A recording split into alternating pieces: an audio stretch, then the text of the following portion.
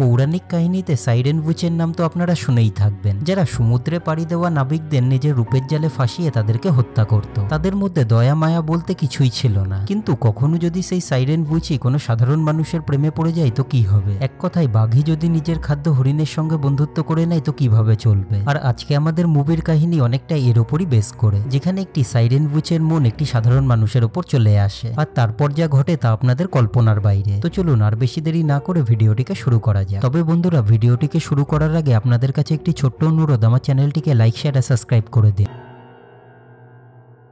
তো বন্ধুরা, মুভির শুরুতে একটি সোলজারের গ্রুপকে দেখানো হয়, যারা জঙ্গলের মধ্যে দিয়ে কোথাও যাচ্ছিল। তাদের দলকে নেতৃত্ব দিচ্ছিল জিবারো নামে একজন ডেফ সোলজার, মানে সে কানে শুনতে পায় না। তাদেরকে দেখে মনে হচ্ছিল তারা হয়তো অন্য রাজ্যের ওপর হামলা করে এবং সেখানে লুটপাট চালায়, আর হয়তো তারা তাদের আগামী টার্গেটের দিকে এগোচ্ছিল। কিন্তু যাওয়ার পথে একটি সুন্দর নদীর পাড়ে বিশ্রাম নেওয়ার তারা সিদ্ধান্ত নেয়, যার পর জিবারো নিজের ঘোড়াকে গাছের সাথে বেঁধে নদীর মধ্যে জলপান করতে যায়। কিন্তু জলপান করার সময় একটি সোনার টুকরো তার হাতে উঠে আসে, যেটি দেখার পর সে চমকি ওঠে, কারণ তাদের কাজই ছিল অন্য রাজ্যে আক্রমণ করে সেখান থেকে সোনা লুটপাট করা। এরপর জিবারো সোনাটিকে নিজের কাছে লুকিয়ে নেয়, কিন্তু সে বুঝতে পারেনি যে দূর থেকে কেউ তার উপর নজর রেখে চলেছে। এক সময়তে জিবারোরও অনুভূতি হয়, কিন্তু যখন সে দেখতে যায় তখন সেখানে কেউই ছিল না। তাই জিবারো নিজের বন্ধুদের কাছে ফিরতে শুরু করে। কিন্তু ঠিক তখনই আমরা একজন সাইরেন উইচকে দেখতে পাই, যার পুরো শরীর সোনা এবং দামি রত্নে মোড়ানো ছিল। যার পর সাইরেন জলের ওপর উঠে আজব ভঙ্গিতে নাচতে শুরু করে এবং বিশাল জোরে একটি চিৎকার দেয়, যার ফলে সকল সৈন্যরা মন্ত্রমুগ্ধ হয়ে তার দিকে ছুটতে শুরু করে। এমনকি তাকে পাওয়ার লালসায় একে অপরকে মারতে পর্যন্ত তারা দ্বিধাবোধ করে না। আর যারা বেঁচে যায় তারা জলের মধ্যে তলিয়ে নিজের জীবন হারায়। এক কথায় চারদিকে যেন মৃত্যু তাণ্ডব করছিল। এরই মাঝে জিবারোর মাথায় কিছুই ঢুকছিল না, তাই সে সেখান থেকে পালানোর চেষ্টা করে। কিন্তু তাকে পালাতে দেখে সাইরেন আবার জোরে একটি চিৎকার করে, কিন্তু এবার তার চিৎকারের ফল জিবারোর ওপর একেবারেই বিফল হয়, কারণ সে জন্মগতভাবেই কালা ছিল। যেটি দেখার পর সাইরেন চমকিয়ে ওঠে, কারণ প্রথমবার তার মায়াজাল কারোর ওপর কাজ করছিল না। তাই সে প্রচন্ড ভয় পেয়ে যায় আর ভাবে হয়তো তার শক্তি নষ্ট হয়ে গেছে। তাই সে আবার জলের তলায় লুকিয়ে পড়ে। কিছুক্ষণ পরে সাইরেন আবার জিবারোকে দেখার জন্য জলের ওপরে আসে, কারণ জিবারোকে নিয়ে তার মনে প্রচুর কৌতূহল ছিল। এক কথায় সে জিবারোর দিকে অ্যাট্রাক্ট হচ্ছিল। তার মনে হচ্ছিল জিবারোর মধ্যে হয়তো কোনো অলৌকিক শক্তি আছে। অপরদিকে জিবারো নিজের প্রাণ বাঁচিয়ে সেখান থেকে পালায়, কিন্তু ঘোড়া করে পালানোর সময় একটি গাছের ডালে আঘাত লেগে জিবারো সেখানেই অজ্ঞান হয়ে যায়। জ্ঞান ফেরার পর জিবারো পায়ে হেঁটেই বাকি পথ অতিক্রম করতে শুরু করে। কিন্তু সারাদিন চলার পর একটি নদীর ধারে রাত কাটানোর সে সিদ্ধান্ত নেয়। এরপর আমরা দেখি রাতে যখন জিবারো শুয়েছিল তখন সাইরেন তার কাছে আসে এবং আজব ভঙ্গিতে ড্যান্স করে তাকে ছুতে শুরু করে, কারণ সে জিবারোর সম্বন্ধে আরো জানতে চাইছিল, তাকে পেতে চাইছিল। কিন্তু কোন রকম আওয়াজ না শুনতে পাওয়ায় জিবারো কিছুই বুঝতে পারে না। এরপর সাইরেন সেখানেই শুয়ে পড়ে। সকালবেলায় যখন জিবারোর ঘুম ভাঙে তখন সে সাইরেনকে নিজের চোখের সামনে দেখতে পায়। এমন দৃশ্য সে নিজের জীবনে কখনোই দেখেনি। সাইরেনের শরীরের মূল্যবান রত্নকে দেখে তার চোখ লালসায় ভরে ওঠে। তাই সাইরেন যখন পালাতে যায় তখন জিবারো তাকে বাধা দেওয়ার চেষ্টা করে, যার ফলে তার হাত কেটে যায়, কারণ তার পুরো শরীর ধারালো রত্নতে মোড়ানো ছিল।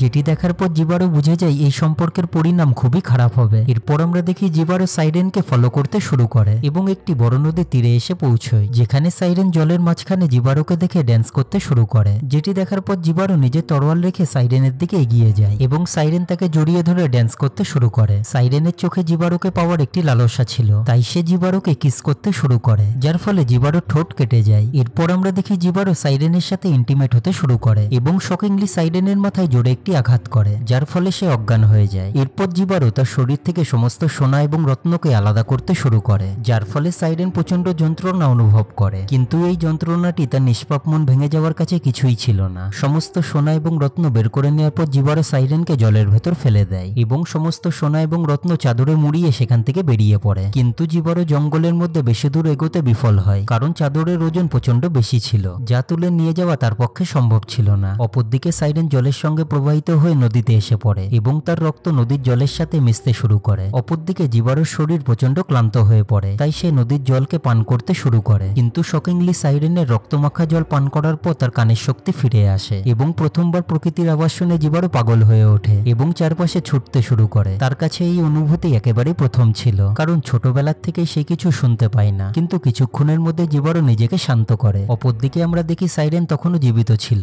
এবং নিজের এই করুণ অবস্থা দেখে তার মন দুঃখে ভরে ওঠে, কারণ তার শরীরে সমস্ত সোনা এবং মূল্যবান রত্ন তার অহংকার ছিল, যা আজ তার থেকে ছিনিয়ে নেওয়া হয়েছে। এরই মাঝে সাইরেনের নজর নদীর তীরে জিবারোর দিকে যায় এবং সে করুণ গলায় জোরে একটি চিৎকার করে, যেটি শোনার পর জিবারো তার দিকে ছুটতে শুরু করে। জিবারো নিজেকে প্রচুর আটকানোর চেষ্টা করে, কিন্তু সে বিফল হয়, কারণ তার সোনার শক্তি ফিরে এসেছিল, যেটি তার কাছে বরদান নয় অভিশাপ হয়ে দাঁড়ায় এবং তার পরিণামও অন্যান্য সৈন্যদের মতনই হয়। জিবারো জলের গভীরে তলিয়ে মারা যায় এবং একই সাথে আমরা জলের গভীরে আরো সৈন্যদের কঙ্কালকেও দেখতে পাই, যারা সাইরেনের জাদুর শিকার হয়েছিল, এবং মুভিটি এখানেই শেষ হয়ে যায়। তো বন্ধুরা, মুভিটিতে বর্তমান পৃথিবীর সিচুয়েশনটিকে তুলে ধরা হয়েছে, যেখানে সবাই কিছু না কিছু পাওয়ার লোভে ছুটছে, যেখানে জিবারো টাকা পয়সা পাওয়া লালসা ছিল, অপরদিকে সাইরেনের ছিল লাস্টের, যার পরিণাম শেষে ভয়ানকই হয়। তো মুভিটি সম্বন্ধে আপনাদের কি মতামত নিচে কমেন্ট সেকশনে অবশ্যই জানান। একই সাথে যদি আপনাদের ভিডিওটি ভালো লেগে থাকে তাহলে আমার চ্যানেলটিকে লাইক শেয়ার আর সাবস্ক্রাইব করে দিন, কারণ চ্যানেলটিকে গ্রো করতে আপনাদের সাপোর্ট খুবই জরুরি। তো চলুন, আবার দেখা হবে নতুন কোনো ভিডিওতে। Take care.